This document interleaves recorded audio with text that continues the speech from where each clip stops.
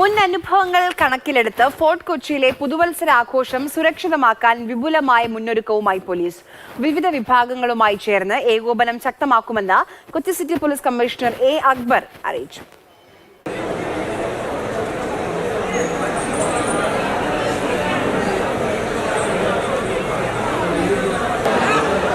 കേരളത്തിലെ ഏറ്റവും വലിയ പുതുവത്സരാഘോഷം നടക്കുന്ന ഇടം. എന്നാൽ കഴിഞ്ഞ തവണത്തെ ആഘോഷ നടത്തിപ്പിൽ ഫോർട്ട് കൊച്ചിയിലുണ്ടായത് ഗുരുതര വീഴ്ച. തിക്കും തിരക്കുമേറി ദേഹാസ്വാസ്ഥ്യം അനുഭവപ്പെട്ട് ആശുപത്രിയിലായത് 20ഓളം പേർ. അന്ന് കാർണിവൽ കമ്മിറ്റി അടക്കമുള്ളവർക്കെതിരെ വലിയ വിമർശനങ്ങൾ ഉയർന്ന പശ്ചാത്തലത്തിലാണ് വിപുലമായ മുന്നൊരുക്കം വിവിധ വിഭാഗങ്ങൾ നടത്തുന്നത്. Kochi city police commissioner A Akbar സ്ഥലം സന്ദർശിച്ച് സ്ഥിതിഗതികൾ വിലയിരുത്തി. വിവിധ വകുപ്പുകളുമായി സഹകരിച്ചാണ് ഏകോപനം. കൂടുതൽ പോലീസുകാരെ വിന്യസിക്കുക, തിരക്ക് കുറയ്ക്കാനുതകുന്ന നടപടികൾ, വാഹന നിയന്ത്രണം തുടങ്ങി ഒട്ടേറെ ക്രമീകരണങ്ങളുണ്ട്. ഈ വർഷവും ആവശ്യമായ പോലീസ് സുരക്ഷാ സംവിധാനങ്ങൾ ഒരുക്കുന്നതിന് വേണ്ടിയിട്ടാണ് ഇന്നിവിടെ സ്ഥലം സന്ദർശിച്ചത്.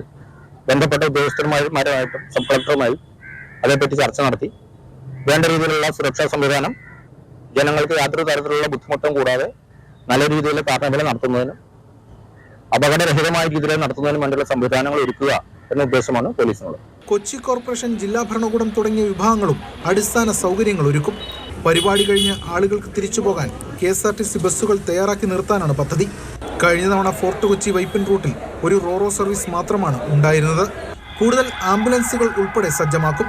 ഫോർട്ട് കൊച്ചിക്ക് പുറമെ നഗരത്തിന്റെ വിവിധയിടങ്ങളിലും പുതുവത്സര പരിപാടികൾ ഒരുക്കാനും ശ്രമങ്ങളുണ്ട്.